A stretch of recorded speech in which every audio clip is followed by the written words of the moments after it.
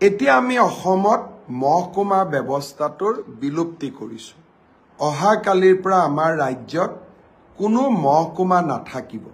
মহকুমাক আমি এতিয়াৰ পৰা সমজিলা বুলি জানিম।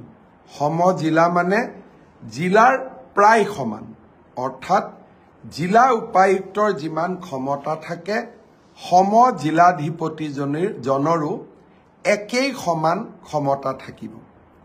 অহাকালি আমি 39টা বিধানসভা সমষ্টিত মহকুমাৰ পৰিৱৰ্তে বা মহকুমা ব্যৱস্থাৰ বিলুপ্তি কৰি আমি সমজিলা স্থাপন কৰিম। এয়া হ'ল প্ৰথম পৰ্যায়। দ্বিতীয় পৰ্যায়ত আমি আৰু প্ৰায় 35টা বিধানসভা সমষ্টিত আমি সমজিলাৰ কাৰ্যালয় স্থাপন কৰিম। অহা কালি আৰু পৰহি আমাৰ মন্ত্ৰীসভাৰ সদস্যসকলে অসমৰ বিভিন্ন স্থানত গৈ সমজিলাসমূহৰ আধাৰশিলা স্থাপন কৰিব। ইয়াৰ ফলত ভূমিৰ বিভিন্ন কামৰ বাবে সততে আমি জিলা সদৰ কাৰ্যালয়ত যাব নালাগিব। বিভিন্ন ধৰণৰ NOC পাৰ্মিশনৰ বাবে আমি জিলাৰ সদৰত যাব নালাগিব।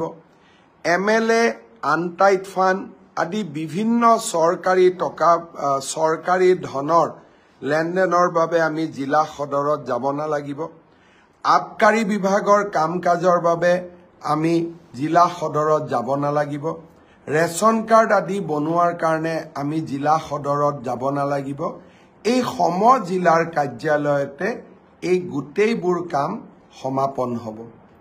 মই ভাবো এই সমজিলাৰ ব্যৱস্থাই বহুদিনৰ মহকুমা আন্দোলনৰো এটা সফল সামৰণি পৰিলে। লাহে লাহে 126টা সমষ্টিতে এই সমজিলা স্থাপন হ'ব। অহাকালি আমি এটা নতুন প্ৰশাসনিক ব্যৱস্থাত এটা নতুন আৰম্ভণি কৰিম। আপোনালোকৰ সকলোৰে সহযোগিতা কামনা কৰিছো আৰু আপোনালোকৰ আশীৰ্বাদ কামনা কৰিছো।